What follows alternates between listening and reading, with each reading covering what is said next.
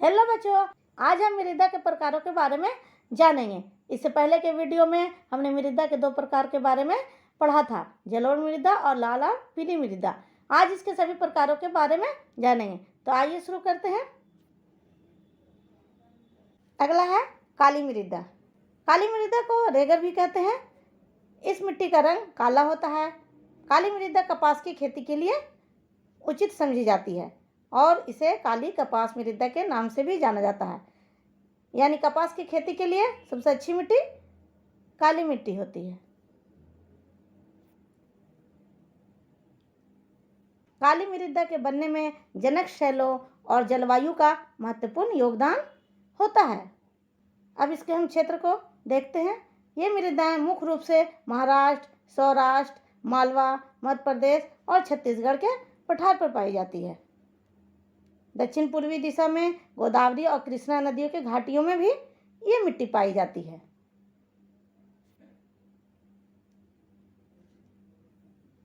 अब हम काली मृदा की कुछ विशेषताओं को जान लेते हैं। काली मृदा बहुत महीन कणों से बनी होती है। नमी धारण करने की क्षमता इस मिट्टी में बहुत होती है। गर्म और शुष्क मौसम में इन मिट्टियों में गहरी दरारें पड़ जाती हैं, जिससे वायु अच्छी तरह मिश्रण हो जाती है। इस मृदा में कैल्शियम कार्बोनेट, मैग्नीशियम, पोटास और चूने जैसे पौष्टिक तत्व पाई जाती हैं, लेकिन इसमें फास्फोरस की मात्रा बहुत ही कम होती है। जब ये मिट्टी गीली हो जाती है तो चिपचिपा हो जाती है और इनको जोतना बहुत ही मुश्किल होता है।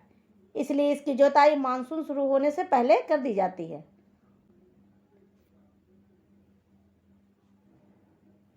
अब लेटराइट मृदा के बारे में जानेंगे।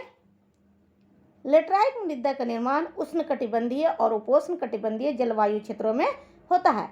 यानी ये मिट्टी गर्म इलाकों में पाई जाती है। अधिक वर्षा से निच्छालन के कारण इस मृदा का निर्माण होता है।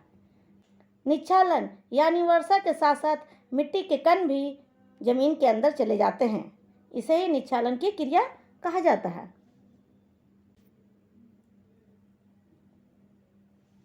लेटराइट शब्द ग्रीक भाषा के शब्द लेटर से लिया गया है, जिसका अर्थ होता है ईंट। यह मृदा अधिकतर दक्षिण राज्यों जैसे महाराष्ट्र के पश्चिमी घाट के क्षेत्रों, उड़ीसा, पश्चिमी बंगाल के कुछ क्षेत्रों और उत्तर पूर्वी प्रदेशों में पाई जाती है। अब लेटराइट मृदा की विशेषताओं को जान लेते हैं।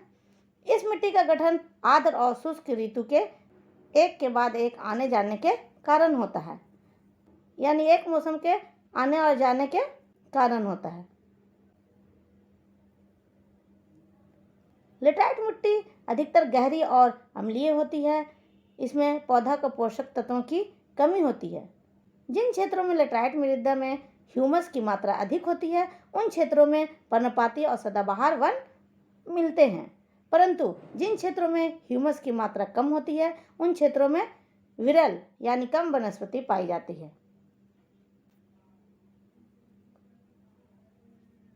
केरल, कर्नाटक और तमिलनाडु में मृदा संरक्षण की उचित तकनीक अपनाकर इन मिट्टियों में चाय और कॉफ़ी उगाई जाती है। यानी केरल में इस मिट्टी में चाय और कॉफ़ी की खेती की जाती है।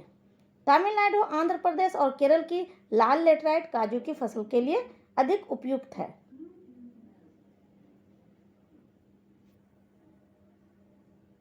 अब हम मरुस्थलीय मृदा के बारे में जानेंगे। मरुस्थलीय मृदा का रंग लाल और भूरा होता है।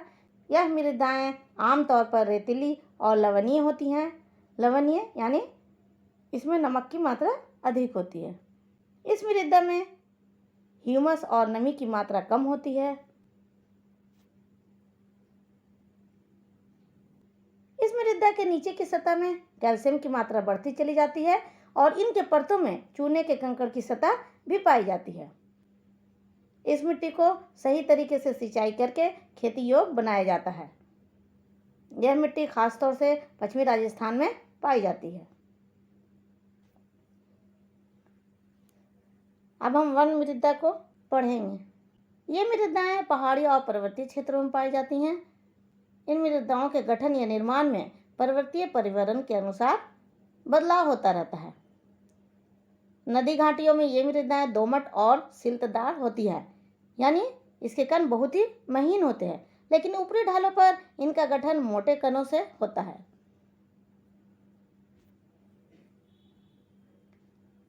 हिमालय के क्षेत्रों में इन मिट्टियों का बहुत आपर्दन होता है और ये ह्यूमस रहित और एसिडिक होते हैं, लेकिन नदी घाटियों के निचले इलाकों में यह मिट्टी उपजाऊ होती है और खेती के लिए बहुत ही अच्छी होती है। अब अगले वीडियो में दूसरे टॉपिक के बारे में जानेंगे। हो सके तो चैनल को सब्सक्राइब कर दीजिएगा और कमेंट कीजिएगा ताकि हमें पता चले कि वीडियो कैसा लगा। Thank you.